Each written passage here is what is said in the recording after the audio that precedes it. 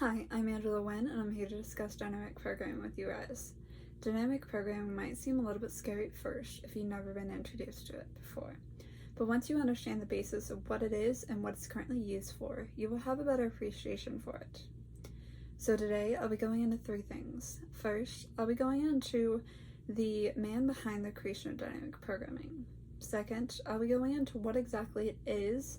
And thirdly, I'll be going into what different fields it's currently used in and why it's such an initial part of different fields.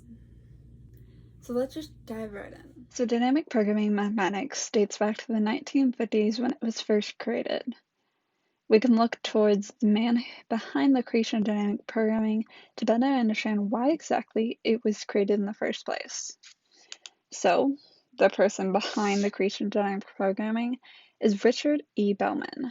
Richard E. Bellman has a PhD in mathematics from the Princeton University in 1946. He's been associate professors from schools like Princeton University to Stanford University.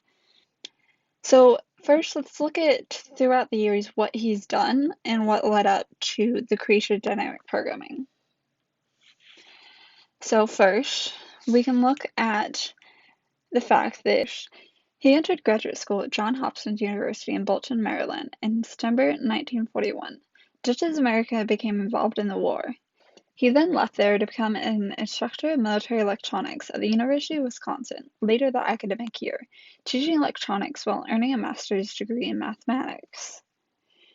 And then, in 1943 through 1944, he taught in the Army Specialized Training Program at Princeton University and continued his graduate studies in mathematics.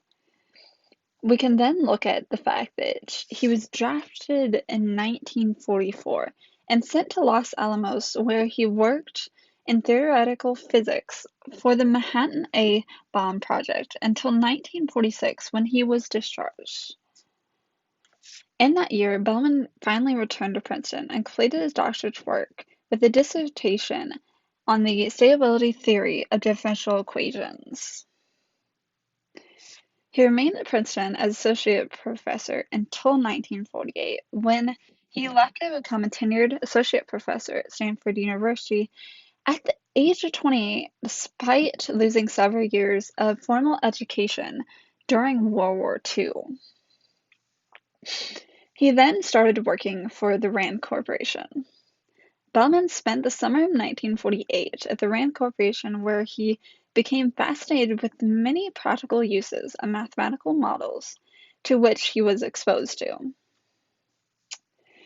After an additional visit to the Rand Corporation during the following summer, when he became interested in the multi-stage decision process, and a year on leave from Stanford to pursue H-bomb research at Princeton, Bellman decided to leave Stanford for full-time employment at Rand in 1952.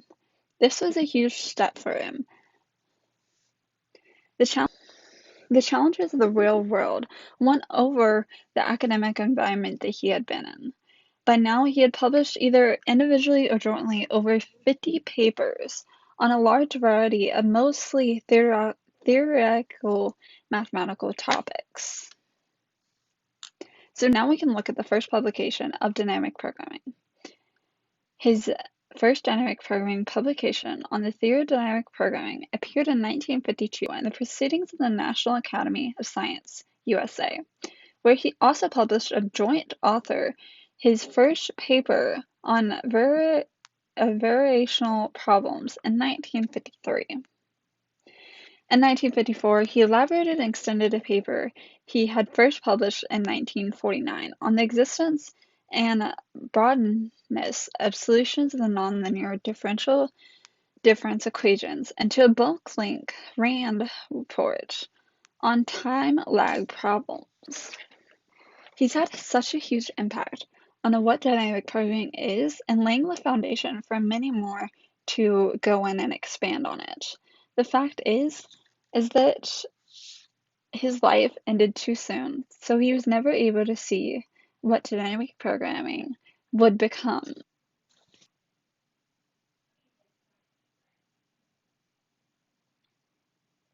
He was crippled by post-surgical complications following a removal of a brain tumor. Despite almost total physical disabilities, his mind remained as active and alert as ever, and almost 100 Bellman papers appeared after this unfortunate event. His heart, presumably overtaxed but coping with his physical disabilities, gave out on March 19, 1984. Unfortunately, he failed to live to see dynamic programming become the basis in the 1980s of a major research paradigm in machine learning called various temporally difference reinforcement learning neurodynamic programming, or approximate dynamic programming. Richard E. Bellman stated, "Mathematicians make natural questions precise." This is exactly what he wanted to do with dynamic programming when he first brought about it. So, what is dynamic programming? This method was developed in the 1950s and has been used in many different fields from aerospace engineering to economics. The basic idea behind dynamic programming is that it's a useful mathematical technique for making a sequence of interrelated decisions. It provides a systematic procedure for determining the optimal combination of decisions. In contrast to linear programming, there does not exist a standard mathematical formulation of the dynamic programming problem. So, dynamic programming is a general type of approach to problem solving, and the equations used must be developed to fit each situation. So, dynamic programming can be summed up in 3 steps. Dynamic programming starts with a small portion of the original problem and finds the optimal solution for this smaller problem. It then gradually enlarges the problem, finding the current optimal solution from the preceding one until the original problem is solved in its entirety. We can also look at the components of dynamic programming. So first, we have the stages. The given problem can be divided into a number of subproblems, which is called stages. A stage is a small portion of a given problem. Second, we have the states. This indicates the subproblem for which the decision has to be taken. The variables which are used for taking decisions at every stage that is called as a state variable. Thirdly, we have decisions. At every stage, there are multiple decisions, out of which one of the best decisions should be taken. The decision taken at each stage should be optimal. This is called as a stage decision. And fourthly, we have the optimal policy. It is a rule which determines a decision at each and every stage. A policy is called an optimal policy if it's a global optimal. This is, of course, one of Bellman's principles. So lastly, we can look at where exactly we see dynamic programming in today's world. Currently, dynamic programming is used in both mathematics and computer science and will continue to have an impact on different fields. The fact is, you can see dynamic programming being used in fields like aerospace as well as economics. No matter what type of degree you might be getting into or what type of job you're looking for, most likely you're going to either run into something that already is using dynamic programming or you're going to have to utilize it yourself. So just understanding the basic idea is going to help you grow and strive to be better. So now that we have gone through the person behind the creation of dynamic programming, as well as gone through the basis of a data of what exactly it is and what it's currently used for in today's society, I really hope you have a better appreciation to why dynamic programming is so important. And I really hope that after this you can go back and dig deeper into how to use dynamic programming.